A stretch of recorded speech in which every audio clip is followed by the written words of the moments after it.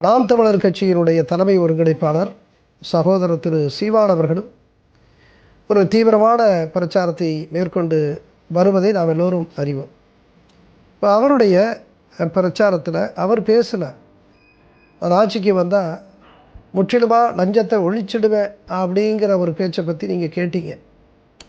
அதுக்கு முன்னாடி தமிழ் தேசியம் அப்படிங்கிற ஒரு சொற்பிரயோகம், வார்த்தை பிரயோகத்தையும் நீங்கள் சுட்டி காட்டுனீங்க, உபயோகப்படுத்துனீங்க. அடிப்படையில் ஒரு அரசியல் களத்தில் இருக்கக்கூடிய கட்சிகள், ஒவ்வொரு கட்சிக்கும் ஒரு தத்துவ பின்புலம், ஒரு கருத்தியல் பின்புலம் கொண்டு தான் அது தொடங்கப்படுகிறது. அந்த அடிப்படையில் தான் அந்த கட்சிகளும் இயங்குகின்றன. இன்றைக்கு தமிழ் தேசியம் அது தவிர்க்க முடியாத ஒரு தத்துவ பின்புலமாக, ஒரு கனமான ஒரு கருத்தியலாக இன்றைக்கு தமிழக இளைஞர்களிடத்திலே அது வளர்ந்து எழுச்சியோடு வருவதை நம்மால் உணர முடிகிறது, அறிய முடிகிறது.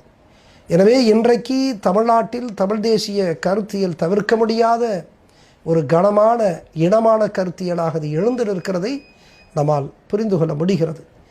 எனவே அதைத்தான் இப்போ நாம் தமிழர் கட்சியினுடைய தலைமை ஒருங்கிணைப்பாளர் திரு சீமான் அவர்கள் இன்றைக்கு அதை முனைப்போடு கொண்டு செல்வதை பற்றி நீங்கள் குறிப்பிட்டீர்கள். அதை நம்மால் அறிய முடிகிறது. எனவே அவருடைய பிரச்சாரத்தில் இன்றைக்கு அவர் வேடசந்தூரில் கூட பேசுகின்ற பொழுது லஞ்சத்தை ஒழித்து நான் ஒரு மிகச்சிறந்த எதிர்காலத்தை தமிழ்நாட்டிற்கு கொடுப்பேன் என்கின்ற அளவிற்கு அவர் பேசியிருக்கிறார். மிகுந்த மகிழ்ச்சி. லஞ்சம் ஒழிக்கப்பட வேண்டிய ஒன்று, ஊழல் அது வேறறுக்கப்பட வேண்டிய ஒன்று. காரணம், எந்த வளர்ந்த நாடும், எந்த முன்னேறிய நாடும் லஞ்சத்தையும் ஊழலையும் அது தன்னுடைய ஆட்சித்தளத்திலே வைத்திருந்து அது வளர்ந்ததாக இல்லை. ஊழலை ஒழித்த, லஞ்சத்தை முற்றிலுமாக வேறறுத்த தேசம்தான் எழுந்து அது வலிமையான தேசமாக மாறி இருக்கிறது. அது இந்தியாவிற்கு பொருந்தும்.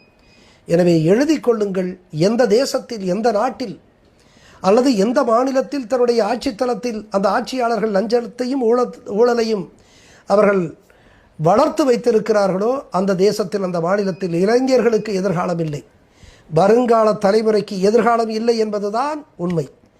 எனவேதான் தமிழர் கட்சியினுடைய தலைமை ஒருங்கிணைப்பாளர் சகோதரர் திரு சீமான் அவர்கள் லஞ்சத்தை ஒழிப்பேன் என்று அவர் சொல்லுகிறார் என்றால் நாம் முற்றிலும் வரவேற்கிறோம்.